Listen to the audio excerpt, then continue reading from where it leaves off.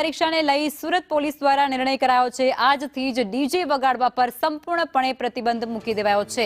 રાત્રે 10 વાગ્યા બાદ સ્પીકર કે પછી ડીજે નહીં વગાડી શકાય। સ્પીકર ડીજે વગાડનાર વિરુદ્ધ કાયદાકીય કાર્યવાહી કરાશે। રાત્રે ભારે વાહનો અને હોર્ન વગાડવા પર પણ પ્રતિબંધ। આવનારા દિવસોમાં બોર્ડની એક્ઝામ આવી રહી છે અને વિદ્યાર્થીઓને ભણવાની અંદર ખલેલ નહીં પહોંચે તેના માટે ખાસ ડીજે પર પ્રતિબંધ મૂકવામાં આવ્યો છે। ત્યારે ડીસીપી સાહેબ આપણી સાથે છે, તેમની સાથે વાત કરીશું। સાહેબ, કઈ રીતના જાહેરનામું મૂકવામાં આવ્યું છે? બોર્ડની પરીક્ષા 10મા 12ની પરીક્ષાને લગભગ હવે ખાલી 15 દિવસ જ બાકી છે અને બધા જ વિદ્યાર્થીઓ અત્યારે એની તૈયારીમાં પડ્યા છે અને માતા પિતા પણ એની તૈયારી માટે ચિંતિત છે।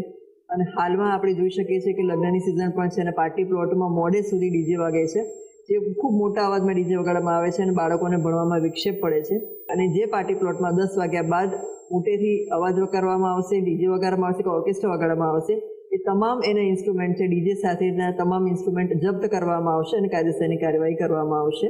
લક્ઝરી બસો અને ટ્રકો જાહેરનામાનું ભંગ કરી અને મોટેથી હોર્ન વગાડે છે એની પણ કાર્યવાહી કરવા માટે ટ્રાફિક પોલીસના પોઈન્ટ લગાવવામાં આવ્યા છે।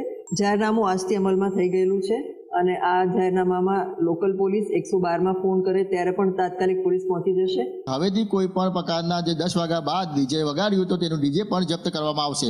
કેમેરા પર્સન અજીત પટેલ સાથે મનીષ પરમાર, સંદેશ ન્યૂઝ, સુરત।